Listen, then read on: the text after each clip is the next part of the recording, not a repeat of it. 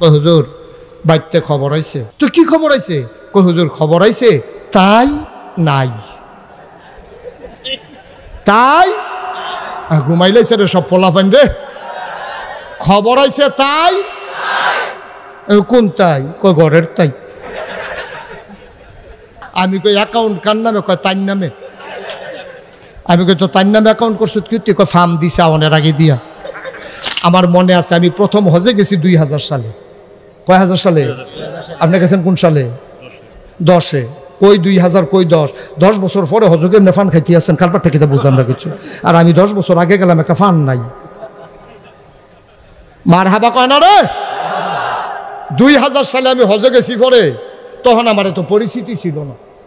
2000 সালে আমি যখন হজে যাই তখন এত মানুষ আমার চিনত না। আমার দাদা 98 সালে এন্তেকাল করেছে। দাদার এন্তেকালের 2 বছর পরে আমি হজে গেছি। আর আমার আব্বা এন্তেকাল করেছে 85 সালে, দাদার 13 বছর আগে। আমি দাদার হাতে মানুষ হয়েছি। আমি হজে যাওয়ার পরে তখন এইরকম অবকাঠামো মক্কায় ছিল না।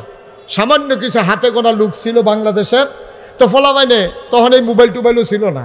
এই যখন আমি হজে গেছি ফলাফাইনে আমারে করছে কি, এই শুনছে আমি হজে গেছি, কেমনে কেমনে আমারে খুঁজা বার করছে। তো প্রত্যেক দিন একটা ফল আমরা এলাকার তে করে কি আইয়া সেরা কইছে যে হুজুর হ্যাঁ ওগুলাম ফিলারের নাম্বার আছে, যারা হজে গেছেন তারা যে কইতেন আপনি হজে গেছেন না, এখনো আসলেন এইটাই না কইবে। মার হাবা কয় না। ফিলারের নাম্বার আছে। তো এখন বুললার যাইতে আমরা রাস্তাঘাট মনে থাকে না, পুরা খোলা জায়গা। তো ফিলারের নাম্বার আবার মুখস্থ করিয়া আমার কইছে যে হুজুর প্রত্যেক দিন আপনি আসরের পরে এই ফিলারের নিচাইয়া দাঁড়াইবেন, আমি হেন থাহাম, আপনার যেটা লাগে আমি আসি। তো আমি তো প্রত্যেক দিন যাই। তে আমার ব্রুস্ট খাওয়ায়, মেসফালা নিয়ে মজার মজার খানা খাওয়ায়, কেসকি মাছ খাওয়ায়। আমি আপনারা এই দেশও কিতা কয় লতি বেড়াই আছে না হুদা কেসকি মাছ লতি বেড়াইয়া হুটকি দিয়া পাওয়া যায়।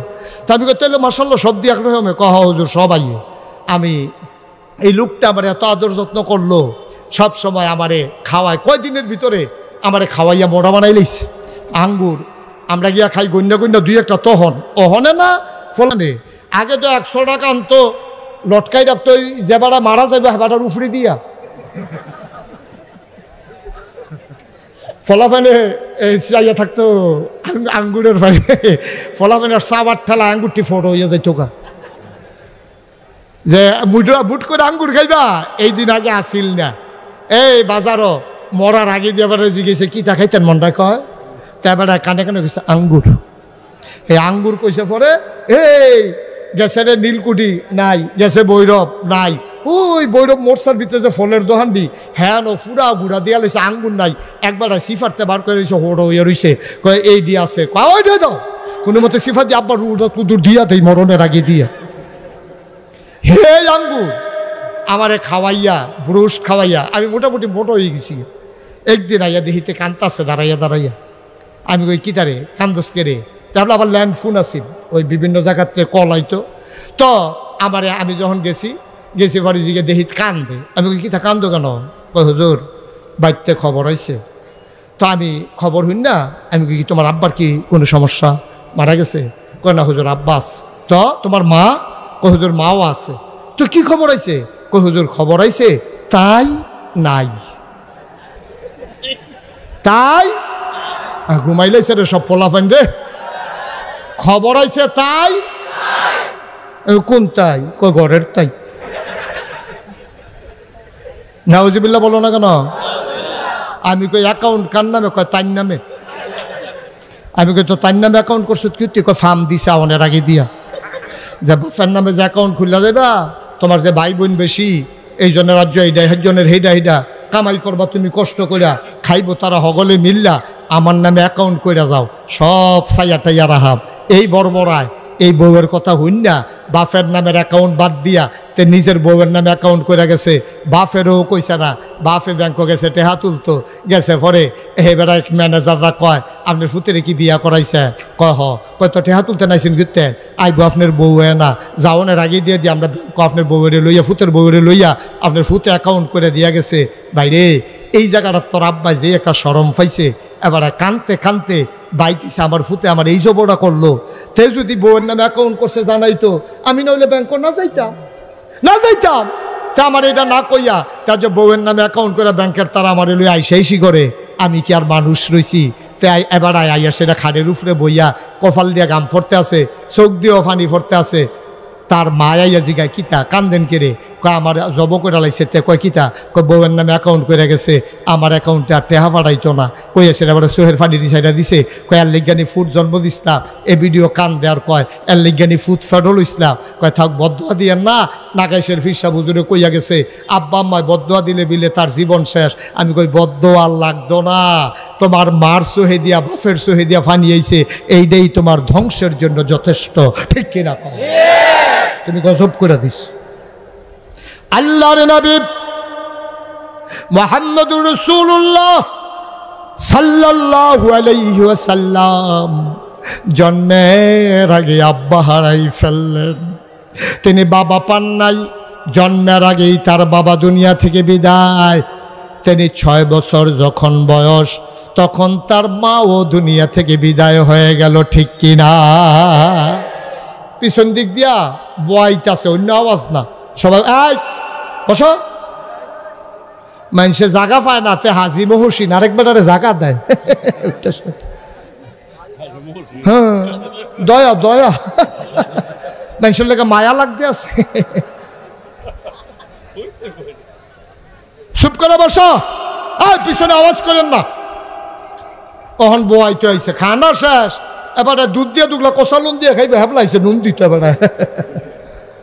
বসেন, শেষ হয়ে যাচ্ছে ইনশাল্লাহ, সবাই কোন আমিন। তো নবীজি আব্বার মুখ দেখছে, কথা কেন, আব্বার মুখ দেখছে নবীজি? জন্মের আগেই নবীজির আব্বা ইন্তেকাল করেছে। 6 বছর বয়স মাত্র নবীজির, নবীর আম্মা ইন্তেকাল করেছে। নবী এই আব্বাও নাই আম্মাও নাই। একদিন নবীর এই মদিনায় মারাত্মক দুর্ভিক্ষ, অভাব, এমন অভাব বৃষ্টি হয় না, চুলায় আগুন নাই, ঘরে খাবার নাই, মারাত্মক কষ্টে আছে মানুষ। সুবহানাল্লাহ বলবেন না? আল্লাহর নবী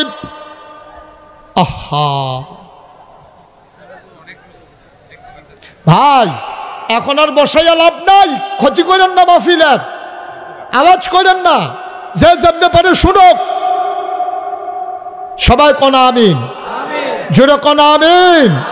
জি, একটু একটু একটু খেয়াল করে শুনেন ভাই, আপনি জোর করে বসাই দিয়ে মাহফিলের ক্ষতি করতেছেন। সবাই কোন আমিন। তো মক্কায় আর মদিনায় মারাত্মক দুর্ভিক্ষ, অভাব, ফসল মরে গেছে, খেজুর হয় নাই, উটগুলো মরে যাচ্ছে গরমে, বৃষ্টি হয় না, পানি নাই, চুলাগুলাতে আগুন জ্বলে না, বাচ্চাদের মায়ের বুকের দুধ শুকাই গেছে, বাচ্চারা পর্যন্ত মায়ের বুকে দুধ পায় না।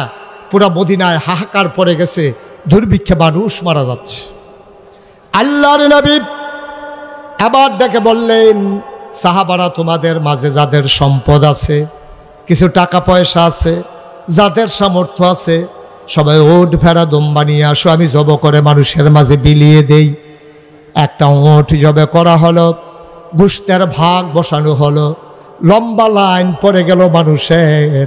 সব মানুষেরা লাইন ধরে এসেছে নবীর কাছে সাহায্য নেওয়ার জন্যে। ও মুসলমান, মন দিয়ে শুনো, সবাই লাইন ধরে দাঁড়িয়ে আছে। আল্লাহর নবী একজন আসে, এক ভাগ দিয়ে দেয়। হঠাৎ করে লাইনের দিকে তিনি তাকালেন, তিনি অবাক বিশ্বে চমকে উঠলেন, থমকে দাঁড়ালেন। তিনি আস্তে করে বসা জায়গা থেকে উঠে সামনে গেলেন, গিয়া দেখে লাইনের ভিতরে একটা গুচ্ছা বুড়া মহিলা লাঠিতে ভোট দিয়া দাঁড়িয়ে আছে বাঁকা হয়ে। আল্লাহ নবী অনেকক্ষণ তাকিয়ে রইলেন, চোখ দিয়া নবীর টপ টপ করে পানি পড়ে। নবী জড়াইয়া ধরলেন, কপালে চুমা খাইলেন, ধরে ধরে মজলিসের মাঝে এনে নবীর গায়ের চাদর মুবারক বিছাইয়া ওই মহিলাটাকে চাদরের উপরে বসতে দিলে। সাহাবারা একজন আর একজনের দিকে তাকায়, এই মহিলা কোন মহিলা? কে সেই মহিলা নবীর গায়ের চাদরে বসার ক্ষমতা রাখে? এই মহিলাটা কোন মহিলা? একজন আর একজনের দিকে তাকায়। নবীজি আবার চোখের পানি ছেড়ে দিয়ে সব সাহাবাদেরকে ডেকে বললেন, তোমরা নিশ্চয়ই জানতে চাও আমি কার জন্য গায়ের চাদর বিছাই দিলাম? সাহাবারা রে, জন্মের আগে আব্বা হারাই ফেলছি, জন্মের পরে 6 বছর বয়সে মা হারাই ফেলছি। যেই মহিলাটার জন্য গায়ের চাদর বিছাই দিলাম, এই মহিলাটা আর কেউ না, এই মহিলার বুকের দুধ টেনে টেনে আমি বড় হয়েছি। এই মহিলা আমার দুধমা হালিমাতুস সাদিয়া। ও মহেশপুরের মুসলমান, ও নীলকুঠির মুসলমান, ও বেগমাবাদের মুসলমান, মন দিয়ে শুনো রে ভাই, নবীর আব্বা নাই, নবীর আম্মা নাই, নবী দুধ মার জন্য আবার কি করলেন? তিনি বললেন, মা গোশত নেওয়ার জন্য কোনো ব্যাগ ট্যাগ আনছো নাকি? মহিলা একটা পোটলা বের করে দিলেন, সবাইকে দিলেন 1 ভাগ করে। নবীজি এবার আম্মাজান হালিমার জন্য দিলেন 2 ভাগ। এবার নবীজি ডাক দেয়া কয়, মা তুমি আবার বলো তোমার ঘরটা কোথায়?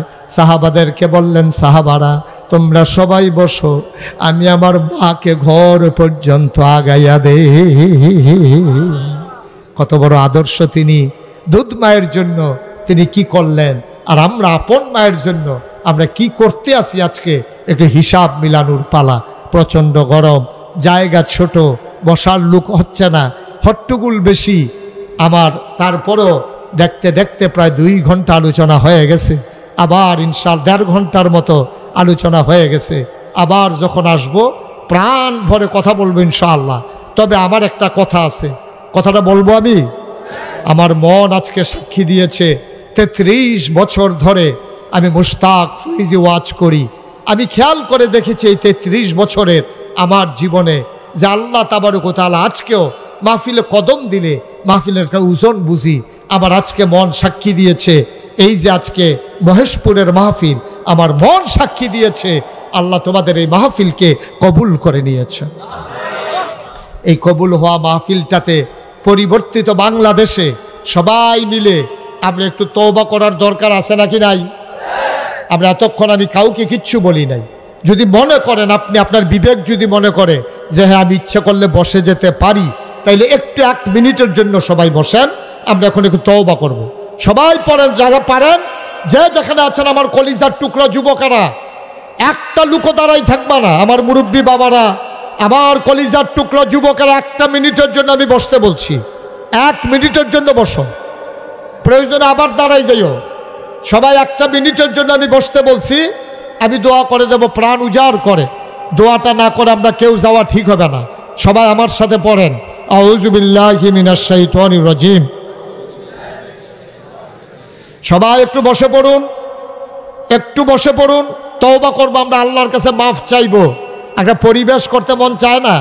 সবাই পড়েন, আউযু বিল্লাহি মিনাশ শাইতানির রাজিম, বিসমিল্লাহির রহমানির রহিম। আমরা এখন তওবা করব কার কাছে?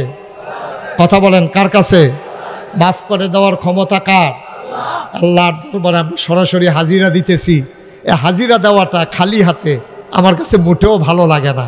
এই জায়গায় হাজী সাহেব অনেক কষ্ট করে একটা মাদ্রাসার সূচনা করেছে। ঘরটা উঠেছে খুঁটি দিয়া, টিনের বেড়া দিয়া, টিনের পালা দিয়া, এই সিমেন্টের পালা দিয়া, টিনের বেড়া দিয়া, টিনের চাল দিয়া এখানে কোনো মতে একটা মাদ্রাসা তৈরি করা হয়েছে। হেফজখানা ইনশাল্লাহ তৈরি করা হবে।